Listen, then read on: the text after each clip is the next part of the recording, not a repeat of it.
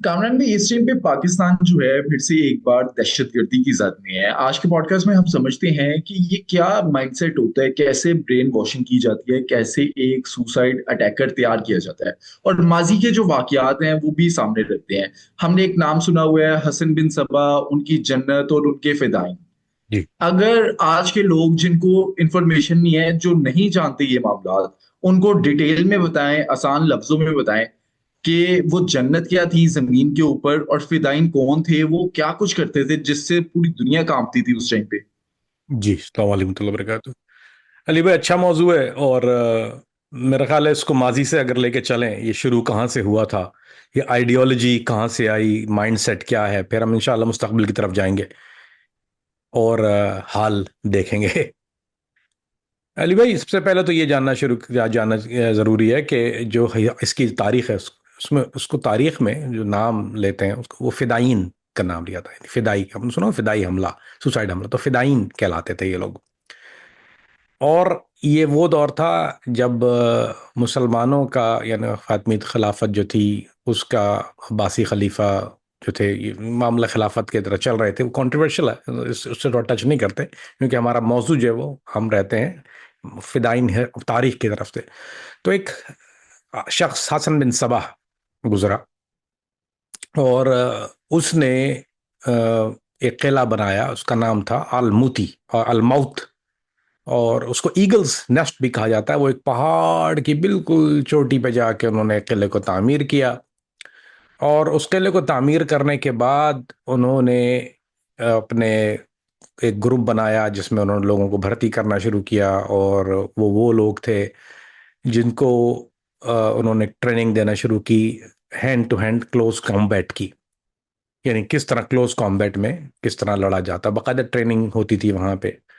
लेकिन वो सिर्फ किला नहीं था, यानी कोई तहफ़्फ़ुज़ के लिए नहीं बनाया था। ये जो इसके शवाहिद ज़्यादातर मिलते हैं वो तारीख़ इस्माइलिया से हमें मिलते हैं, यानी इस्माइली तारीख़ से, क्योंकि वो बानी हैं इस मज़हब, इस्माइली मज़हब के जो बानी हैं वो इस हसन बिन समा है। और ये कोई इसमें दो राय या कोई कंट्रोवर्शियल बात नहीं कर रहा कि मैंने एक बात कर दी है ना। जैसे इस पे देखें तो मौरख तीन तरह के होते हैं दुनिया में। एक मौरख होता है जो इंडिपेंडेंट मौरख होता है, यानी ये जो यूरोपियन मौरखीन है। एक तारीख वो होती है जो इंसान, यानी ये जो जो ये ग्रुप होता है उसकी अपनी तारीख होती है।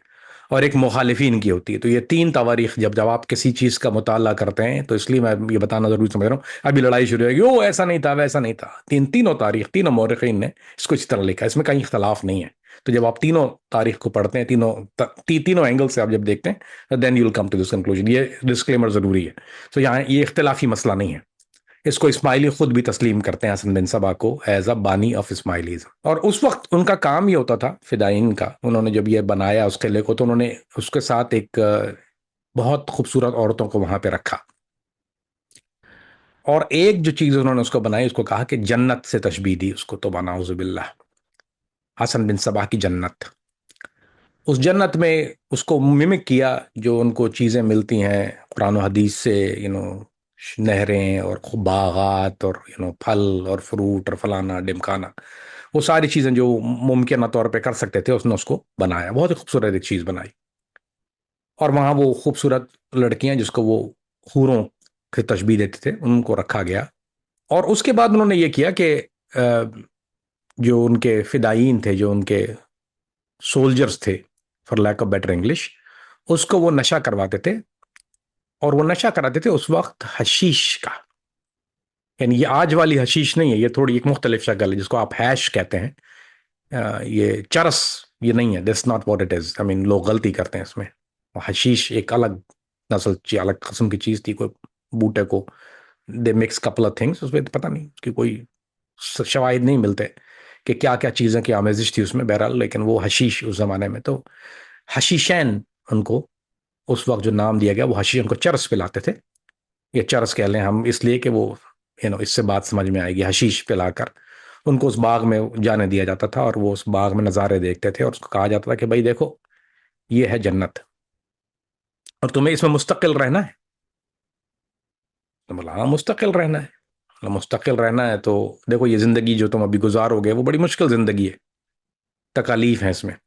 तो अगर तुम्हें मुस्तकिल इसमें रहना है तो तुम उसके लिए एक काम करो कि हम तुम्हें एक टास्क देते हैं और तुम्हें जाके वो कत्लेआम करना है, यानी सुसाइड बॉम्बिंग करनी है। वो बेसिकली सुसाइड बॉम्बिंग इसलिए कह रहा हूँ, बम नहीं लगाते थे वो कत्ल करते थे जाके किसी बाजार में, किसी जगह पे, किसी बड़े मुसलमान लीडरों का, उसमें वज़रा उमरा और बड़े बड़े खास टारगेट उनके पास होते थे। दे वर असैसिन्स बेसिकली, यानी किराए के कातिल कह लीजिए। दे do it for money, they do it for power, they do it for you know many different angles of it, but they were basically guns for rent.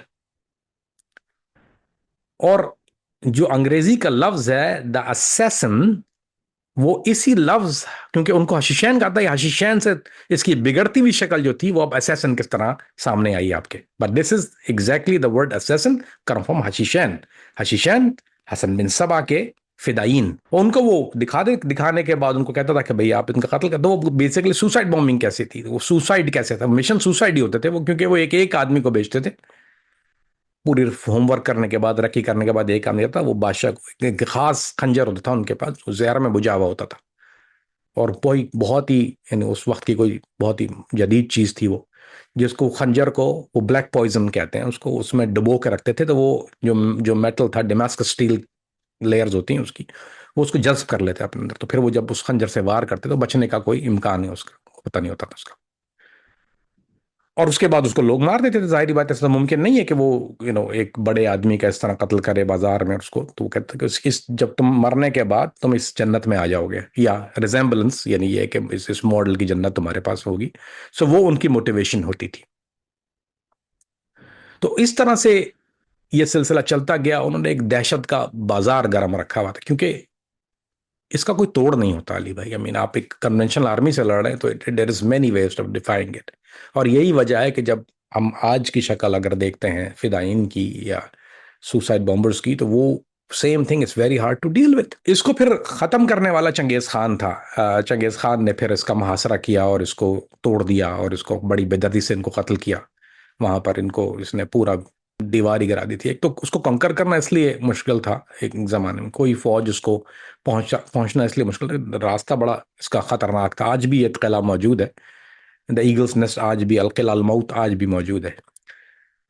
तो मतलब उस हालत में नहीं, बहरहाल टूटा फूटा जो उसके आसार हैं वो मौजूद हैं आज भी। जो लोग तारीख से शौक रखते हैं वो देखते हैं जाके इसको। उसको पहुंचना इसलिए ऊपर तक बहुत मुश्किल काम होता था कि ये वहां पे क्या करते थे कि बड़े बड़े जो थे वो पत्थर ले जाके उस ये चोटी पर जहां पे ये मौजूद था, वहां ये जाके रख देते थे। और जब कोई ऐसी कोई लश्कर या कोई ऐसी चीज, उसके ऊपर वो फेंकना शुरू करते, जलता हुआ तेल, यानी गर्म तेल, और ये पत्थर लुढ़काना शुरू कर देते हैं वहां से। तो जाहिर बात है, आई मीन, आप 5 आदमी कैन फाइट 5000 वॉरियर्स, क्योंकि वो एक बहुत नैरो पैसेज था, knew exactly what they were doing. So उस जमाने के हिसाब से बड़ी जदीद चीज थी। इस पे एक सीरीज बनी है, अरबी में है, मेरा ख्याल है कहीं सब टाइटल अगर किसी को मिल जाए, पता नहीं, नेटफ्लिक्स पे शायद होगी। हशीशैन, हशीशैन इसी नाम से ही है, वो हशीशैन के ही नाम से, वो आपको मिल जाएगी। और आपने वो असैसिन्स क्रीड आजकल वीडियो गेम देखेंगे, वो Assassin's creed exactly show the same era of Assassin's creed के असैसिन किस तरह वो एक हुडी पहनते थे। और अगर आप देखें तो मेरे पास भी, आप मैं कभी कभी कंतूरा पहना हूंगा, तो कभी एक वो एक हुडी वाला कंतूरा होता है खास, वो अभी मोरक्को और अल्जीरिया में आज भी पहना जाता है। वो वहाँ के जो शयूख हैं वो पहनते हैं वो। तो वो हुडी वाला कंटूर है, वो उसका खास होता था कि वो हुडेड होता था, और उसका हुड थोड़ा एक पॉइंटी होता है, खास बात होती है। और उसके आगे जो है वो, यानी नॉर्मल हुडी नहीं होती जैसे आप अगर टी शर्ट में हुडी होती है, ये भी मैं हुडी पहना हूँ। सो ये हुडी जो है अगर मैंने पहन ली, सो ये नॉर्मल हुडी है, फ्रंट पे आएगी। उसका ये होता है कि ये पॉइंटी होती थी और बहुत ज्यादा आगे तक होती थी, यानी चेहरे के साइड छुपा लेती, इतना आगे तक आती है, सिर्फ आपको सामने नजर आता है उसमें। तो वो आज भी मौजूद है। मैं I got quite a few दोस्त मेरे पास हैं, वो पहनता हूँ। इसलिए नहीं कि मैं कोई ऐसे हूँ, but maybe I am. ये तारीख मुख्तसरन असैसिन्स की या सुसाइड बॉम्बिंग की है।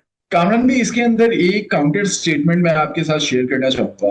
हसन बिन सबा, जैसे कि आपने कहा कि वो बानी थे, जब रिसर्च में जाएं या डिफरेंट जगहों पर जो मेंशन किया गया है, जो इस्माइली उनको कहते हैं, वो कायद के तौर पे कहते हैं, क्योंकि इस्माइली फिरका जो है उनसे बहुत पहले वो मार्ज वजूद में आ चुका था। अली भाई कोई जो कहता है वो बिल्कुल गलत कहता है। उससे पहले इस्माइली फिरका नहीं आया था। अगर आप इस्माइली बात करना चाहते हैं एनी गिवन डे, कोई भी इस्माइली आ जाए, मैं चैलेंज करता हूं उसको आज आपके तवज्जुह से मुझसे इस मौजू पे बात कर ले। किताबें वो भी रखी, किताबें भी रखता हूं। मैं किताबें अपनी नहीं लाऊंगा, मैं उनकी किताबों से बात करूंगा। और मैं किताबें ले मेरे पास मौजूद है, ये मेरा मुताला है अली भाई, ये मेरा सब्जेक्ट है। ये शीश इमामी है। पहली बात तो ये शीश इमामी कहलाते हैं। तो छठे इमाम से मामला इनका जो है वो डाइवर्जन शुरू होता है। सो अगर कोई ये कहता है कि इनका इनका ये तो तारीख बहुत कदीम है, तो इनकी डाइवर्जन तो थी वो छठे इमाम से शुरू हुई थी। पहली बात तो यहीं इनके विकेट उड़ जाती है। दूसरी बात, जब छठे इमाम से शुरू हुई थी तो उसके बाद डिवीजन एक भाई के ऊपर था कि वो दूसरा एक ऐसे तवील बहस अली भाई, अगर इसमें पढ़ना चाहें तो आप, you not the best candidate for me.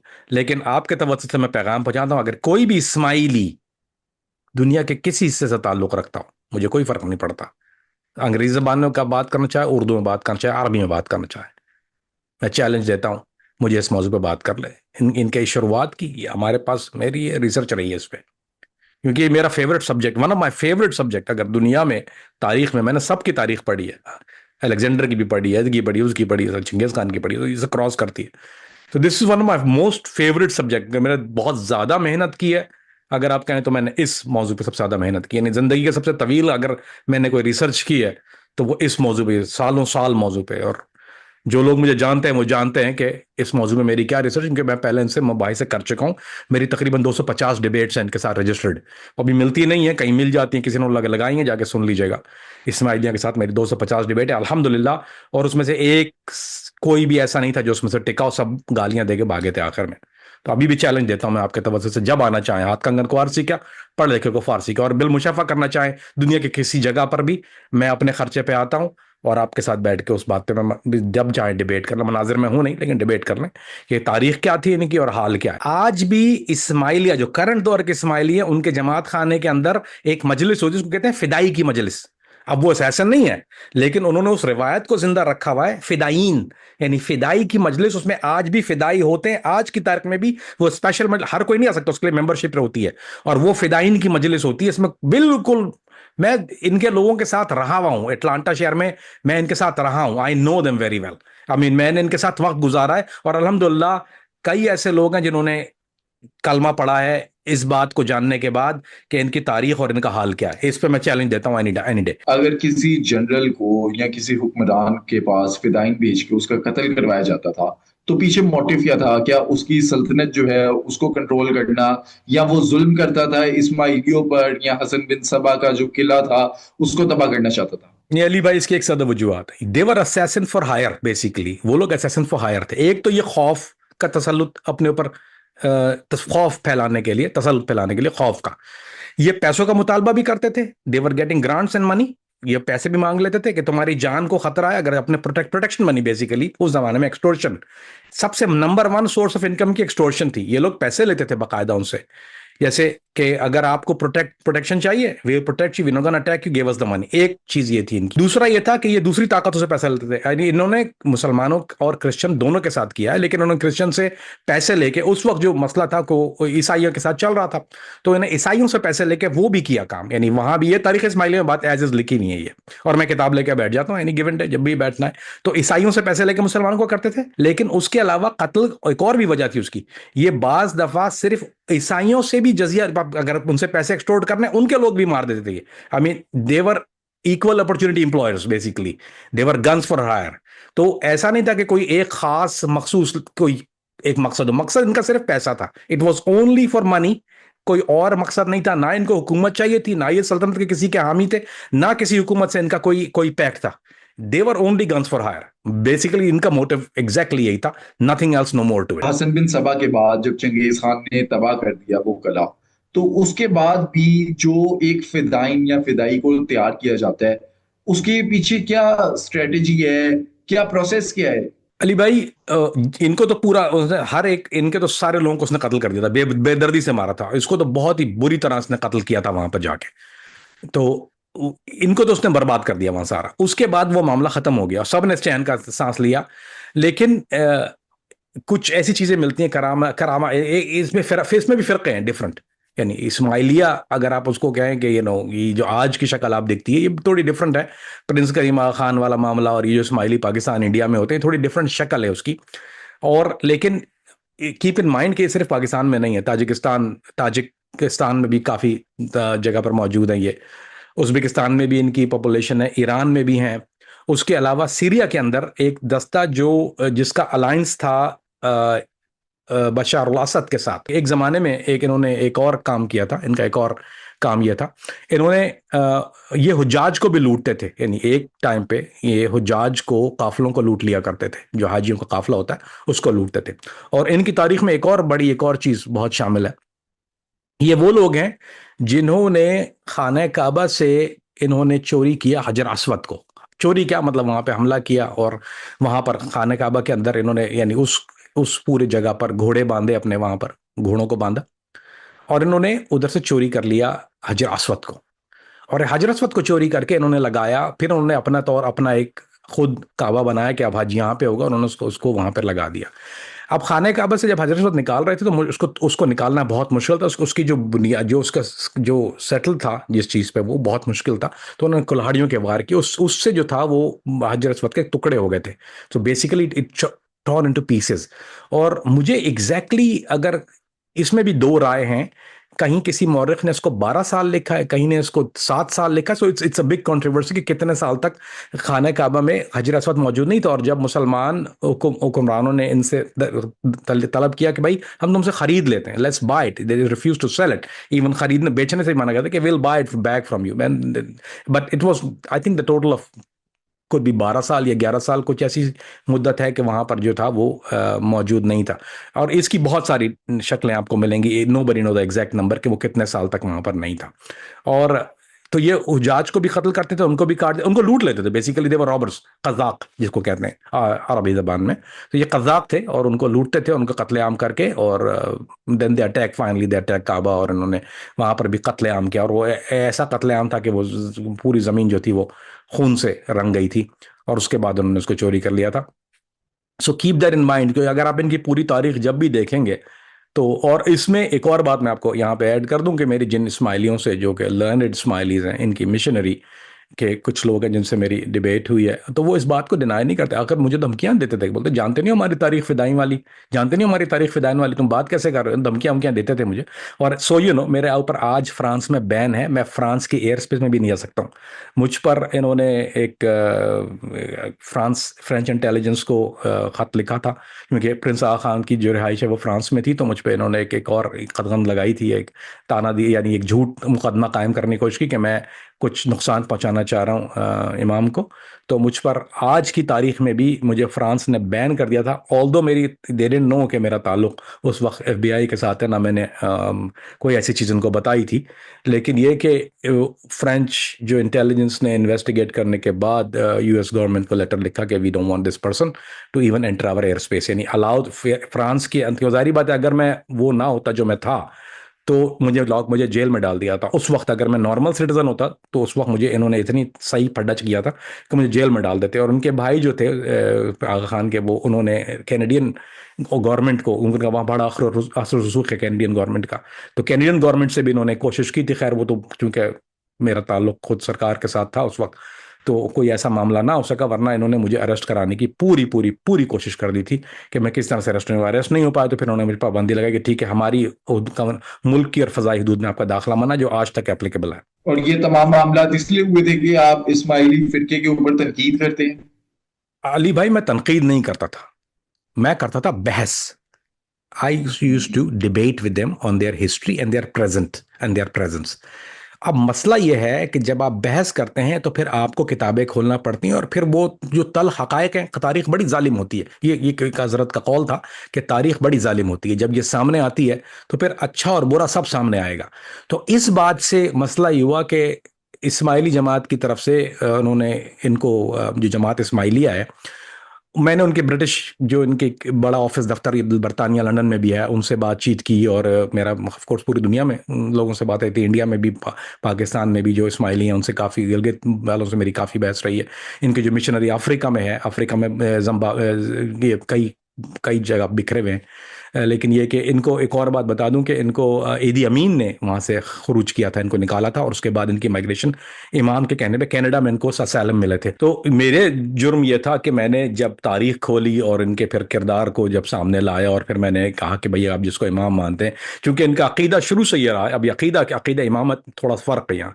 12 Emami अकीदा और शिश इमामी अकीदे में फ़र्क ये है कि ये इस अकीदे को मानते हैं कि जो इनका इमाम होता है उसमें ये वो उसके अंदर अल्लाह का नूर हुलूल कर जाता है। ये हुलूलिया के कायल हैं कि वो हज़रत अली, और ये अपने हर इमाम को तौबा नाउज़ु बिल्लाह, अल्लाह माफ़ करे, ये अली अल्लाह के कलमे वाले और या अली से तशबीह देते हैं कि या अली बापा, यानी जो भी करंट इमाम है उसको ये या अली बापा बुलाते हैं, यानी या अली द फादर। खुदावंद भी कहते हैं उसको, ये खुदावंद। और कई वीडियो इनकी अपनी वीडियोस मिल जाएंगी जिसमें उन्होंने उसको आगा खान को खुदावंद करके मुखातिब किया है।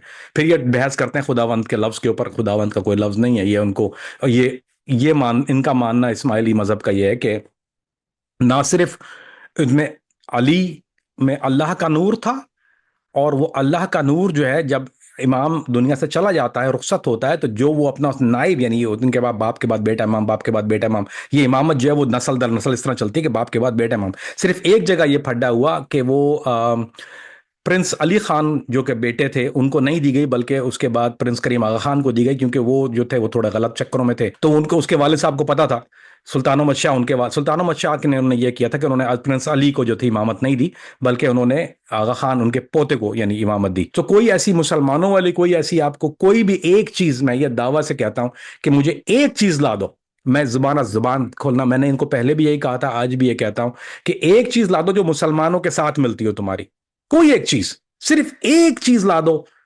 आपका जूता है मेरा सर है अली भाई। ये वीडियो भी डिलीट कर देना उसके बाद। कामरान भी, इस टॉपिक पे तो बात करने के लिए राइट कैंडिडेट जो है वो इस्माइली फिरके का होगा, और आज की वीडियो देखने के बाद अगर कोई आना चाहे तो कमेंट्स में राब्ता कर सकता है या आपसे इंस्टाग्राम पे कांटेक्ट कर सकता मैदान भी हाजिर है, घोड़ा है। भी जी जी, हाजिर हम अपने टॉपिक पे वापस आते हैं, फिदाइन। है जी। अब चंगेज खान ने जब इन पर हमला किया, क्या उसके बाद फिदाइन जो है वो सारे कत्ल कर दिए गए, खत्म कर दिए गए? आगे मामला क्या चले? जी अली भाई, उसके बाद कोई ऐसा मामला नहीं चला और ये मामला ख़त्म हो गया, और फिदाइन का मामला जो था वो बिल्कुल मलियामेट हो गया। उसके बाद कोई और फिदाई वाला मामला नहीं था। लेकिन अब आप जब आते हैं, थोड़ा सा इसको फास्ट फॉरवर्ड कर दें, तो जंग ज़रा याद रखिए, लिबनान ये वो जगह थी जहां दोबारा शुरू हुआ। अब सुसाइड क्यों, वाई? अली भाई, is the most effective weapon, जो कि बेसर सामानी के आलम में जब आप जंग लड़ रहे हैं, जब आपके पास सामान हार्ब या नंबर ज्यादा नहीं है, तो that is the most effective thing.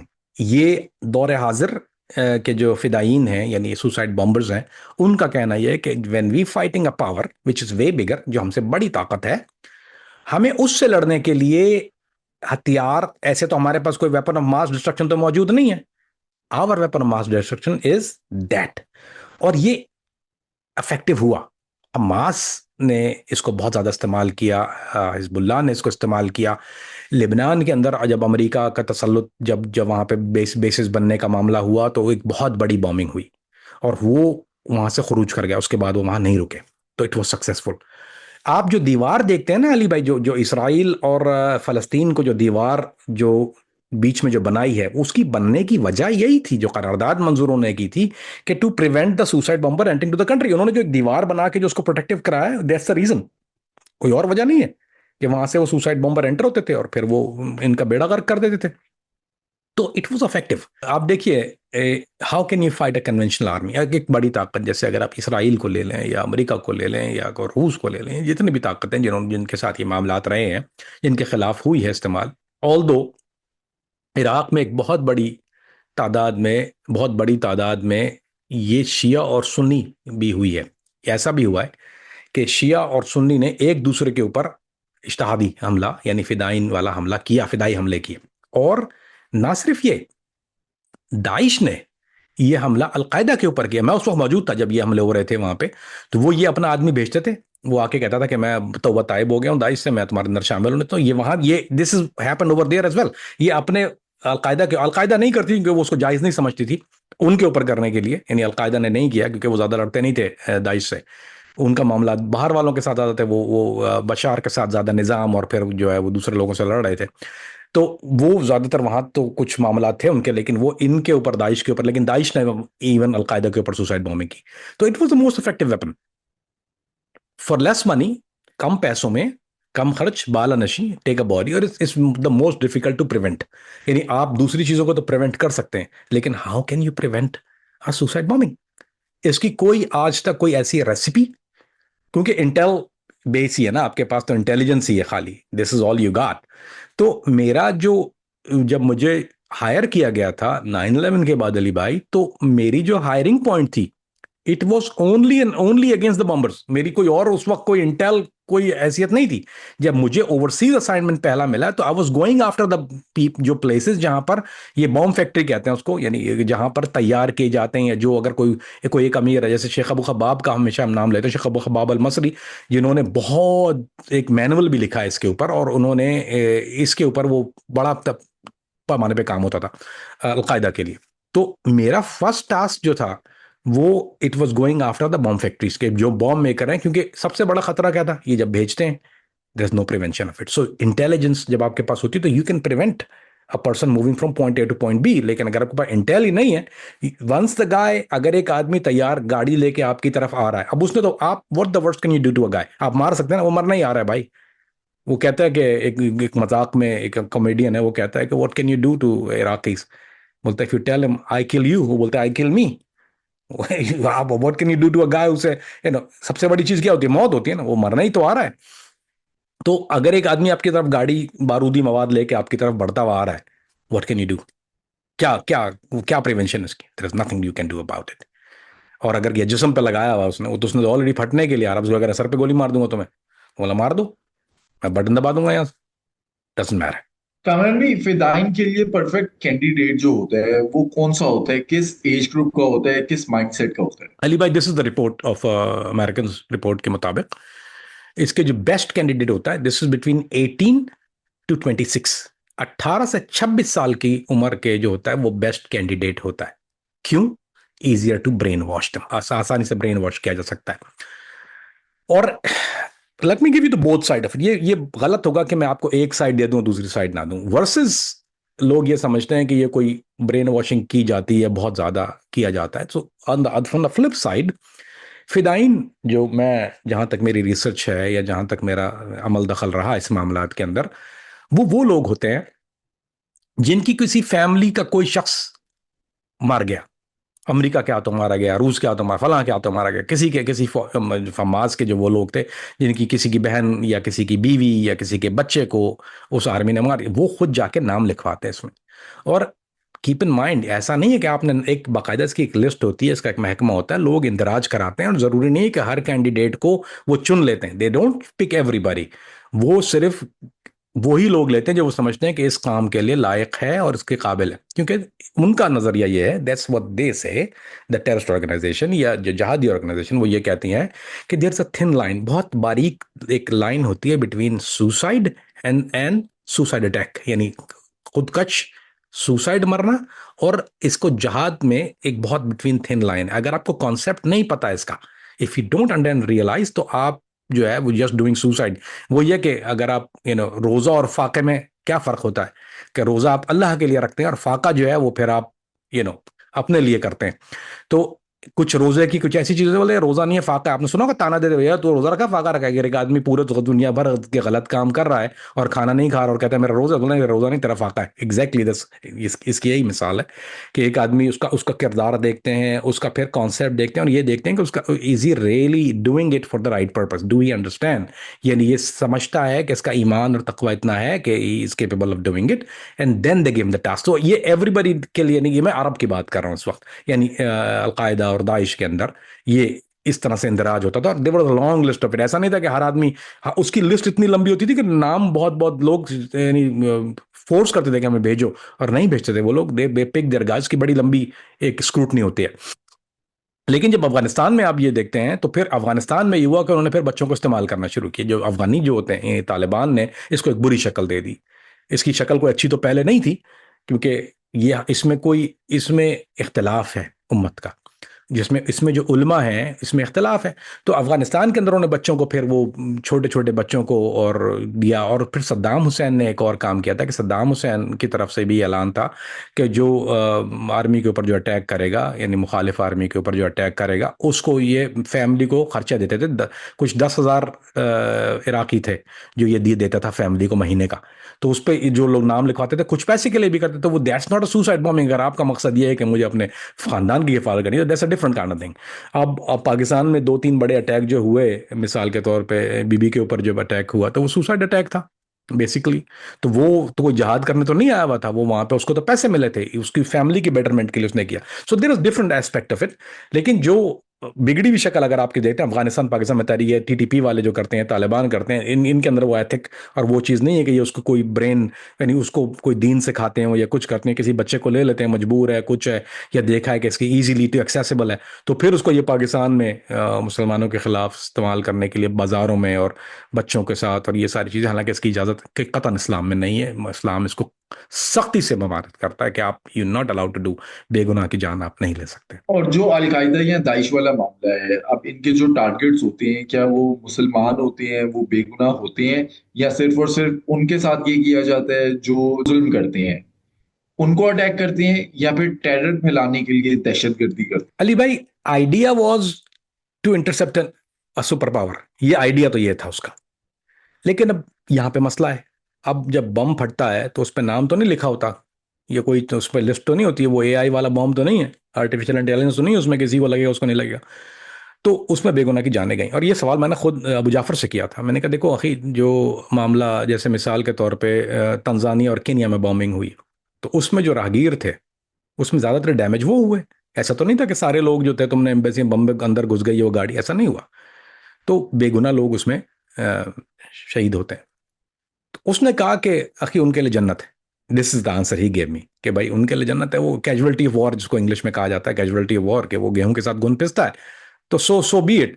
तो they don't follow the strict guideline of के वो खुश बिल्कुल जो है वो। अब आप देखिए ना, सबसे बड़ा अगर इश्तिहादी हमला, अगर सुसाइड फिदाई हमला अगर आप देखें तो 9/11। तो 9/11 में जिन लोगों के ऊपर उन्होंने अटैक किया वो कोई एक्टिव मिलिट्री मेंबर तो नहीं, तो उसमें औरतें, काम करने वाले लोग थे, वो लोग थे जो जो काम करते हैं, they have a regular job. तो आपने एक हदफ तो हासिल कर लिया कि दहशत तो फैला दी, लेकिन ऑन द अदर हैंड उससे नफरत का बाजार गर्म हो गया। सेम थिंग हैपन जब आप, जैसे आर्मी पब्लिक स्कूल का मामला अगर आप देखें, आर्मी पब्लिक स्कूल पे जो अटैक हुआ है, आई मीन कीप दैट, बच्चे छोटे यार, I mean can you believe that thing? Can you imagine कि आपके अकल, छोटे मासूम बच्चे, उसका क्या लेन देन है? अब उनने, let me give you the counter argument, उनका काउंटर आर्ग्यूमेंट सुन लीजिए। And I know both sides, मैं I am a devil's advocate sometime. उनका कहना यह है कि चूंकि ये हमारे बच्चों को शहीद करते हैं तो इनको we want to give them flavour of, अब flavour of what pain we go through, जिस तकलीफ से हम गुजरते हैं हम ये बताना चाहते हैं। अली भाई, मैं आपको एक लतीफा सुनाता हूं, देन यू विल अंडरस्टैंड। लतीफा तो नहीं है ये, एक अफसोस का मुकाम है, लेकिन उसको लतीफा कह के बता देता हूं मैं आपको। जाल लगे हुए थे दो। एक जाल में बड़ी खूबसूरत चिड़ियां फंसी हुई थी और एक जाल में कौवा फंसा हुआ था। अब चिड़ियां भी रो रही हैं और कौवा धाड़े मार मार कर रो रहा है। चिड़िया उसको दोबारा कहती है कौवे को, तू कम बखत क्यों रो रहा है, तू काला कौवा, तुझे क्या होना है, तूने तो जब नहाएगा वो निकाल देगा, तूने उड़ जाना है। हम या तो किसी के घर बिकेंगे, पिंजरे में रहेंगे सारी जिंदगी, या जो खाने वाले हैं वो खा लिए जाएंगे। तो कौवा कहता है ना ना ना ना ना, मेरी तकलीफ समझो, मैं हूं फंसा हूं मौलवी के जाल में, ये किसी न किसी तरह मुझे हलाल कर देगा। अब मसला ये होता है कि जब दोनों तरफ उलमाए कराम, ऐसा नहीं है कि देयर इज आलिम who are one side and there is आलिम, जो इनके पास भी उलमाए कराम होते हैं, तो अब वो जो फतवा देते हैं वो किसी न किसी तरह उसको जायज कर देते हैं। मिसाल देता हूं आपको, अब तो उस बच्चों को भी जो हुआ था वो किसी बगैर फतवे के नहीं हुआ था। इनके कोई भी काम बगैर फतवे के नहीं होते, कीप दैट इन माइंड। क्योंकि मैं अबू वलीद अल अंसारी के साथ रहा हूं, जो इनका काजी रहा है, जिसके पास 450 किताबें, जिसमें हाशिए 450 किताब में लगे हुए थे, अकल दंग रहती है, इतना बड़ा आलिम था वो। और वो सुसाइड बॉम्बिंग के ऊपर फतवे देता रहा है उसके ऊपर। तो एक मैं आपको वाकया बताता हूं, देन यू जस्ट समझाने के लिए कि इन स्टेट ऑफ माइंड देखिए how डिज it all get done. यानी जो लोग याद करने गए हैं वो भी तो दीनदार लोग ही हैं ना, उसमें कोई बहुत कोई बेदीन या कोई कचरा तो नहीं है सारा। They all learned people, majority of them are very learned, मदरसे के तालीम याफ्ता है, निजामी पढ़ा हुआ है, जो कोर्सेज किए हैं, दे आर ऑल लर्नेड। अब एक वाकया हुआ, आप याद रखिएगा, दाइश ने एक पायलट, जॉर्डेनियन पायलट को पकड़ा, वो बहुत मशहूर वीडियो हुई थी, बड़ी दुनिया में ले दे हुई उसके ऊपर, कि उन्होंने उसको जॉर्डन के उस पायलट को पकड़ लिया, उसका जहाज क्रैश हो गया था, हेलीकॉप्टर क्रैश हुआ था उसका, वो बॉम्बिंग कर रहा था, तो उसको पकड़ा और उसको उन्होंने जंगले में बंद कर दिया, जेल उसको बकायदा उन्होंने जेल बनवाई, जेल ने बंद किया उसको, ऑरेंज यूनिफॉर्म पहना, उन्होंने बड़ी हट्टो बचो वीडियो बनाई उसके ऊपर, प्रोपेगेंडा वीडियो थी। उसके बाद उन्होंने उसको केमिकल डाल के उसको आग लगा दी उसके ऊपर। अब इस्लाम किसी भी तरह से आग की इजाजत नहीं देता किसी को जलाने की, इट्स नॉट अलाउड, बिल्कुल कहीं किसी आप सवाल ही नहीं पैदा होता कि कहीं आपको मिल जाए कि allow to burn an enemy down, you not allowed, कत्ल कर सकते हैं, you can not burn somebody alive alive, और वो भी केमिकल डाल के, सब तकलीफ दे, पिघलना शुरू हो गया था, मरने से पहले पिघल रहा था वो, I mean just keep that in mind, उसकी जान निकलने से पहले ही is melting, that kind of pain. इन्होंने ये तावील पेश की, एक्सक्यूज किया कि भाई ये जो आदमी था, ये पायलट, ये जो बम फेंक रहा था, ये हमारी बिल्डिंगों पे, औरतों बच्चों पे फेंक रहा था, और उस बम का नाम था जहन्नुम। जहन्नुम क्यों कहते हैं? वो फास्फोरस बम थे। ये जो पायलट था, ये जॉर्डेनियन पायलट, ये फास्फोरस बम फेंक रहा था, यानी वो बैरल होता है, उसमें फास्फोरस होती है, और उसके बाद वो फेंकता है, उससे पूरी आग लग जाती है। बोलते तो इसको दो हमने मसलों का हल कर लिया, एक तो इससे दहशत फैलेगी, दूसरा पायलट फ्लाई करते हुए डरेगा हमारे ऊपर कि भाई देखो ये करते हैं, एक तो दहशत होगी, दूसरी बात ये कि ये मौत ही हमारे लोगों को दे चुका है, उसको मजा तो चखाने दें इसके, इस मौत का की। सो उन्होंने इसके लिए भी वो कौवे वाली मिसाल पूरी मैंने आपको बताई थी, उन्होंने इसको भी हलाल कर दिया था।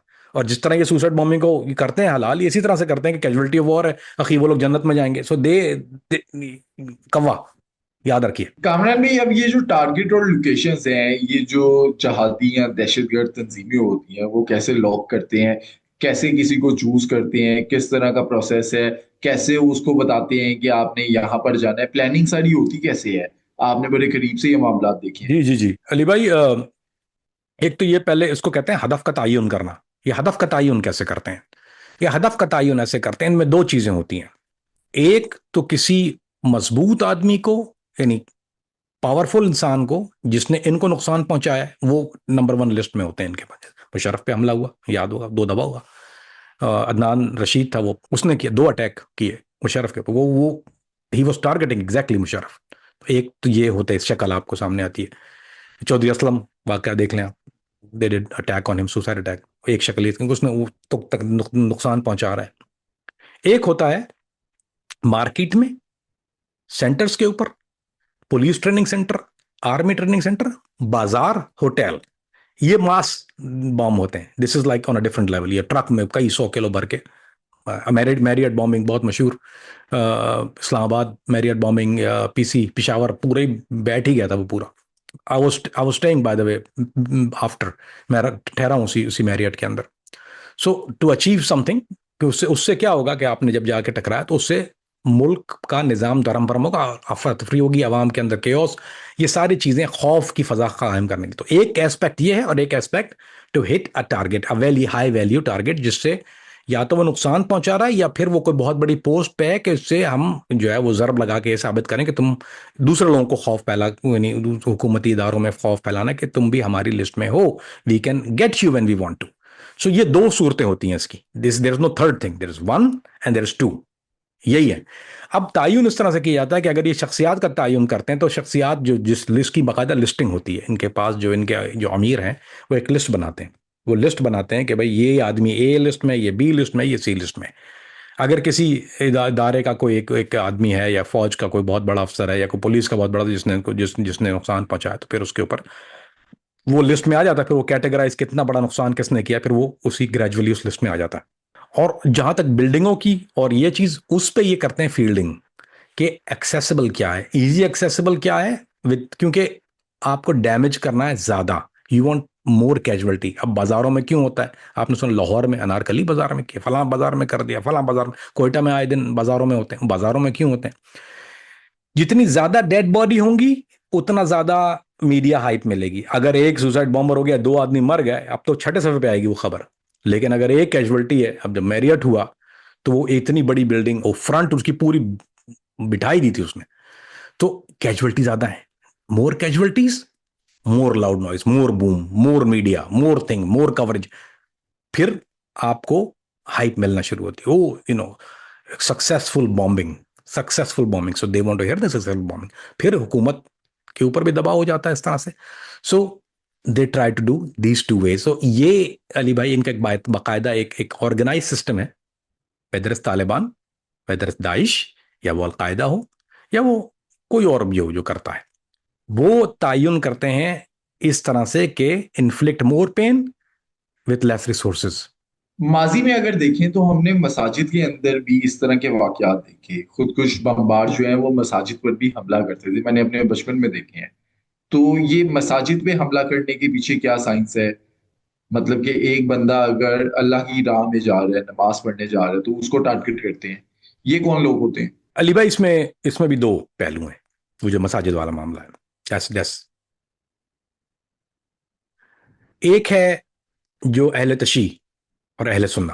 तो अगर अहले तशी पे कर रहे हैं तो उन पे तो वो कुफर का फतवा लगाते हैं, तो उनकी जान की इजाजत है, उनकी जान लेने गया तो वो उस पर सुसाइड बॉम्बिंग कर देंगे, चलो भाई मार दिए।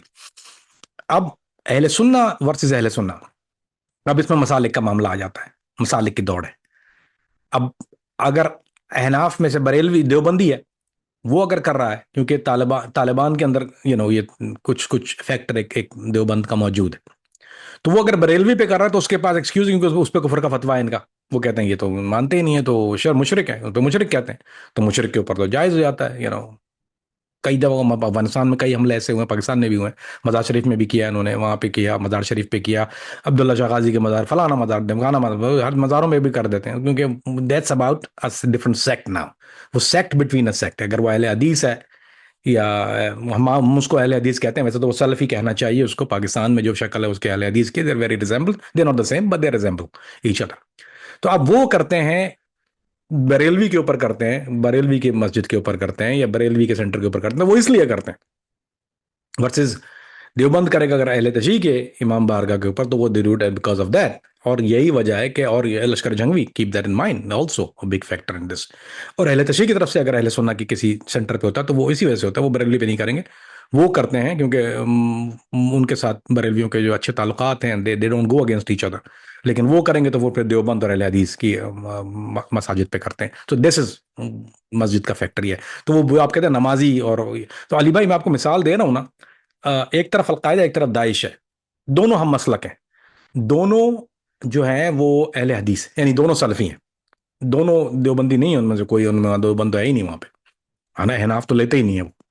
तो दोनों तरफ जो है वो सलफ, एक ही मसलक के लोग हैं। जब वो एक दूसरे पर फायरिंग करते हैं तो उस तरफ से भी अल्लाह अकबर, इस तरफ से भी अल्लाह अकबर का नारा लगा रहा है। दोनों जो है फजर की नमाज जब होती है रोक के नमाज पढ़ते दोनों, फिर उठाते हैं गन्ने दोबारा। अब वो एक दूसरे जब इन पे सुसाइड बॉम्बिंग वो लोग कर रहे थे, तो वो क्यों करते हैं? वो कह उनका देयर इज अ पॉइंट, वो कहते हैं कि है तो ये हमारा मसलक, लेकिन ये मुसलमान नहीं है। तो मुसलमान कैसे नहीं है? वो भी कलमा पढ़ता है, नमाज पढ़ता है, बिल्कुल एग्जैक्टली जो है वो, अगर आप कहते हैं मुशरिक, मुशरिक भी नहीं है, मुआहिद है वो तो।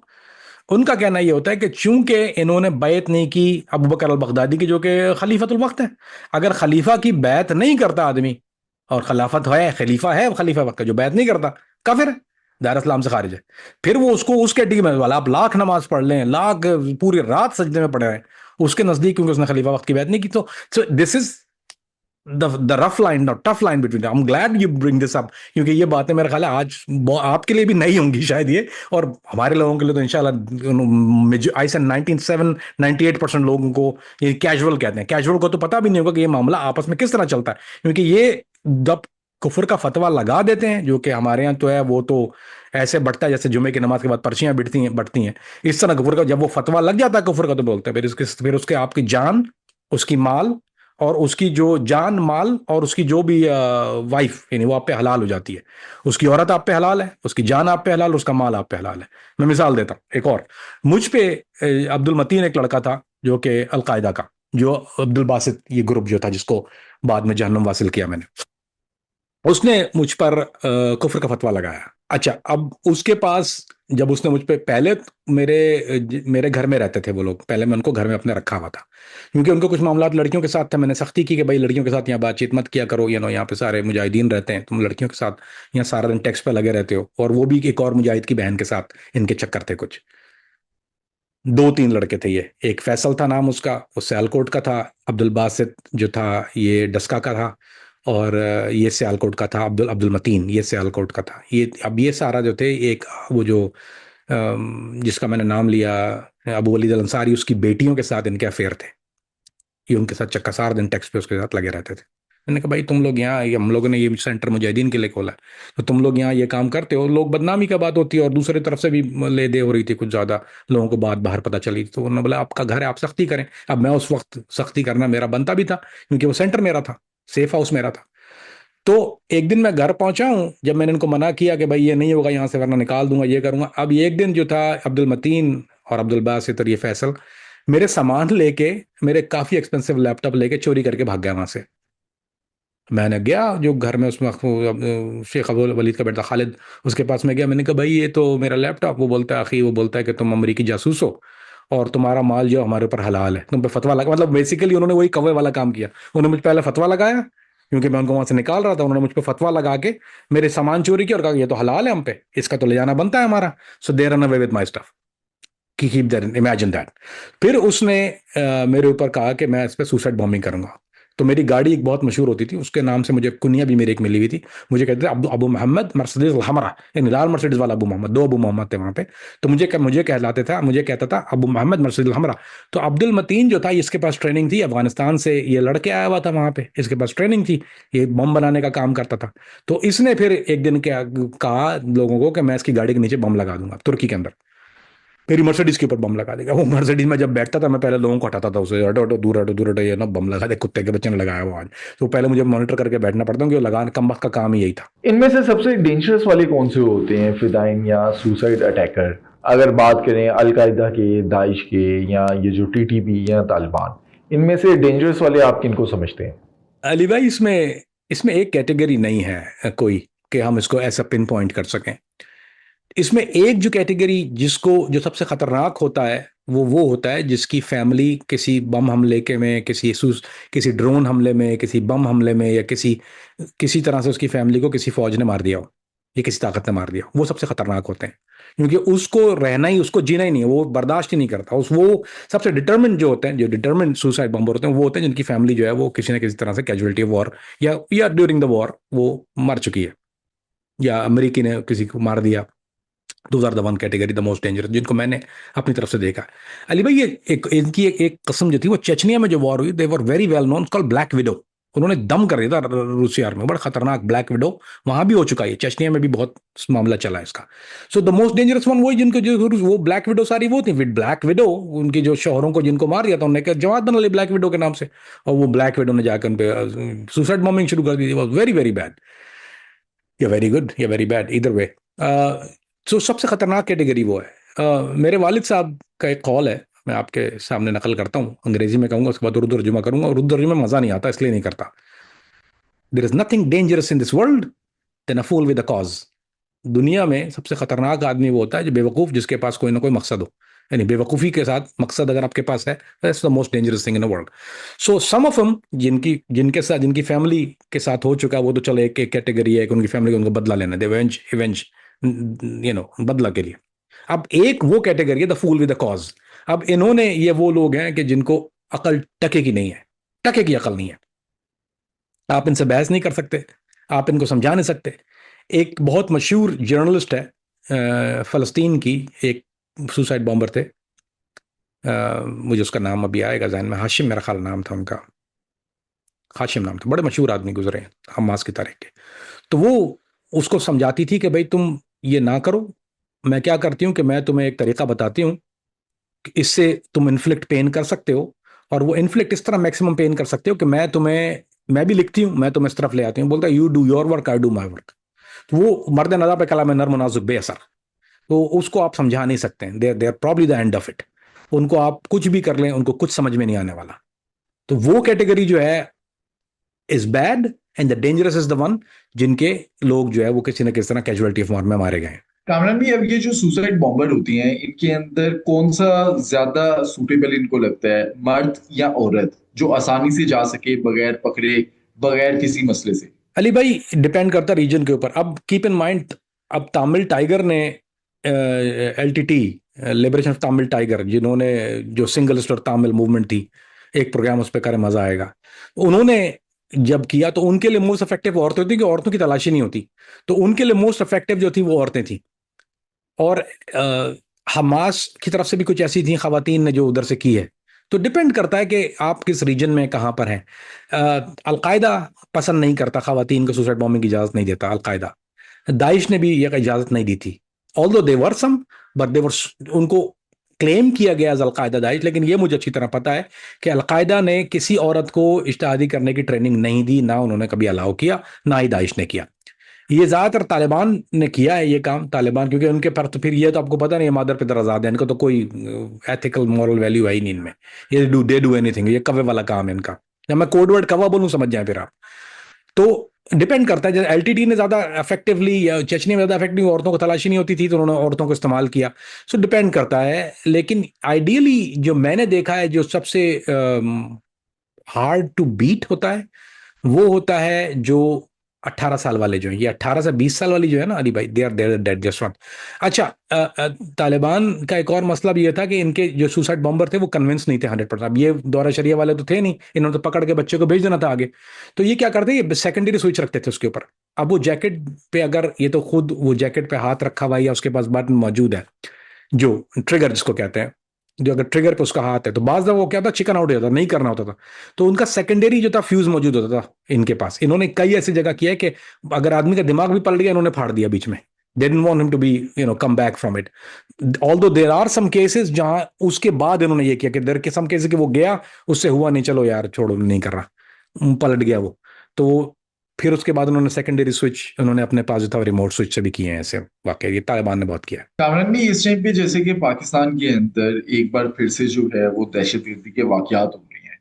आपका ताल्लुक इंटेलिजेंस वर्ल्ड से है, किस तरह से दहशतगर्दी के वाकयात को रोका जा सकता है? ये जो सुसाइड अटैकर्स होते हैं इनको कैसे ट्रेस आउट करके कैसे इन्हें डिसमेंटल किया जा सकता तो इसकी रेसिपी तो एक ही है अली भाई, इसकी रेसिपी इंटेलिजेंस, काउंटर इंटेलिजेंस। इसकी रेसिपी एक ही है जो अमेरिका ने बहुत हद तक कामयाबी से इस पे काम किया, and it's a written recipe.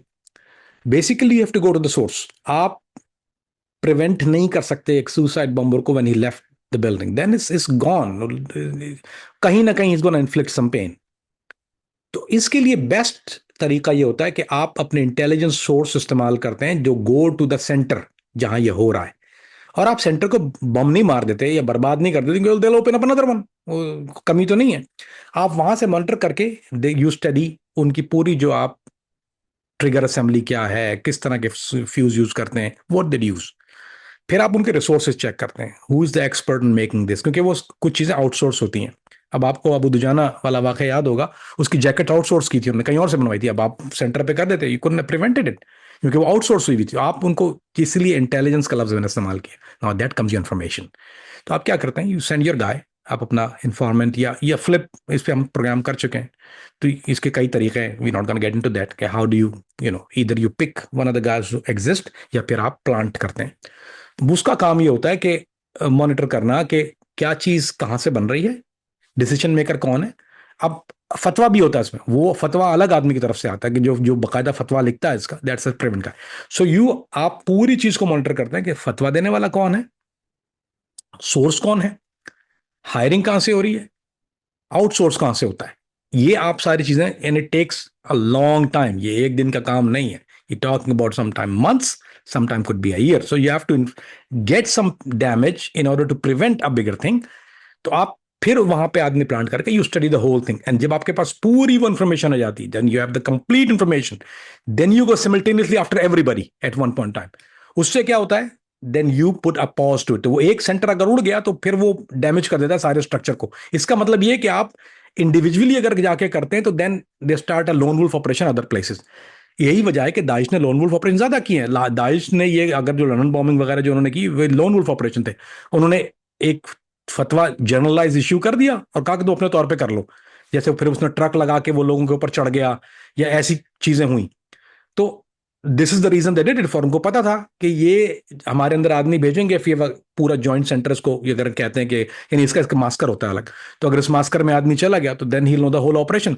तो फिर आप इन्फ्लिक्ट जब जब उस वो डैमेज आप इन्फ्लिक्ट करते हैं, that's a long lasting effect. ये they don't prevent it, nothing can prevent it, prevent the whole organisation, लेकिन ऑन द होल, लेकिन जब आप individually you go after that certain massacre, तो फिर आप उसको क्या करते हैं कि फिर उनको अप एंड रनिंग करने के लिए उस ऑपरेशन को इट कुड टेक ईयर्स, उनको सालों साल लग जाता है। तो वो आपको कई साल जो है वो चैन की बांसुरी आप बजा सकते हैं उस वक्त तक। And this is what FBI strategy was in this, and this is how they prevented it. Kamran भी, आपने अब अलकायदा और दाइश के अंदर जो देखे खुदकुश बमबार, वो जैकेट यूज करते थे या क्या चीजें इस्तेमाल करते थे? वो किस तरह की तैयारी करते थे किसी को अटैक करने से पहले? अली भाई, ये दोनों तरह के होते हैं। अगर एक तो जैकेट वाला भी होता है और फिर गाड़ी वाला भी होता है, बोथ थिंग, ट्रक वाला भी होता है, कई कैटेगरीज हैं।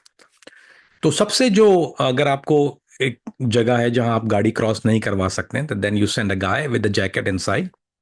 पाकिस्तान में ज्यादा होता है, if you going after high value अगर आप जाते हैं तो that high value wear a jacket, और वो फिर कोशिश करता है कि करीब से करीब तर अपने टारगेट, क्योंकि वहां पे बाईस दफा गाड़ी एक्सेस नहीं होती है, तो वो कोशिश करता है कि अपने टारगेट के करीब जाके हिल हिल हिल प्रेस द बटन। और जो गाड़ियों वाला मामला है, वो अगर आप चौकी पे कर रहे हैं या किसी सेंटर पे कर रहे हैं, तो वो फिर सिंगल हैंडेडली वो नहीं कर सकते। इट्स नॉट एज इफेक्टिव, क्योंकि जाहिर बात है एक आदमी पे आप कितना किलो लाद देंगे, उनके लिए फिर उसको 5-10 किलो का काम नहीं है। फिर दे वांट 1000 किलो, उनको 1000 किलो डालना है, वो यूरिया वाला जो चक्कर होता है उनका। They don't use C4, they use urea, आसानी से बन जाता है। तो डिपेंड करता है टारगेट के ऊपर। तो इसमें एक तो इंसान, हमारे यहाँ तो पाकिस्तान कराची में ये भी हुआ था, कचरे के डब्बों में रख दिए थे उन्होंने। एक एक दफ़ा वो शियों के ऊपर उन्होंने किया था, जुलूस के ऊपर, तो उन्होंने कचरे के एक डब्बे के ऊपर कच्चे, वो नई चीज़ शुरू, कचरे के, फिर उन्होंने कचरे के डब्बे डालना शुरू कर दिए, वो जो चंदे के डब्बे हैं उसमें भी डालना शुरू कर दिए वो, एंड देन उसका रिमोट ट्रिगर यूज़ करते थे। That's one way of doing it, but that's consider also, क्योंकि उसमें इतना ज़्यादा मवाद नहीं रख सकते। सो अगर सबसे जो कामयाब तरीन है अली भाई इन तीनों कैटेगरीज में, तो वो जो जो ट्रक वाला है ना, क्योंकि उन्होंने क्या किया था कि ट्रक को उन्होंने बुलेट प्रूफ, तो उनके पास सहूलियत मौजूद नहीं थी, उन्होंने मेटल लाइनिंग लगाना शुरू कर दी ट्रक के अतराफ, उसके टायर्स के ऊपर के टायर शूट करते थे। सारी बात है, आप जा रहे हैं ट्रक लेके, फर्स्ट थिंग। सो इन्होंने एक बाकायदा तौर पे फैक्ट्री बनाई जहां पे उन्होंने मेटल लाइनिंग से टायर्स के ऊपर उन्होंने मेटल के कवर्स लगाना शुरू कर दिए। फ्रंट वॉज इनक्लोज कवर, एक तरफ बस समझ लें कि एक तरह की बख्तरबंद गाड़ी, और उसके अंदर मवाद रख के दे रैम इनटू थिंग। उसको प्रिवेंट करना बहुत मुश्किल होता है। Individual you can still do something, कि आप टारगेट से करीब करने से पहले, although he gonna inflict some pain, लेकिन आपने if you have an idea, या लोग पॉइंट कर लेते हैं, you can shoot him down. फिर of course is suicide bombing, इंसानी जान होती है, लेकिन before he reach the exactly target के करीब करने से पहले ऐसे वाकयात हुए हैं कि इसको प्रिवेंट कर दिया गया।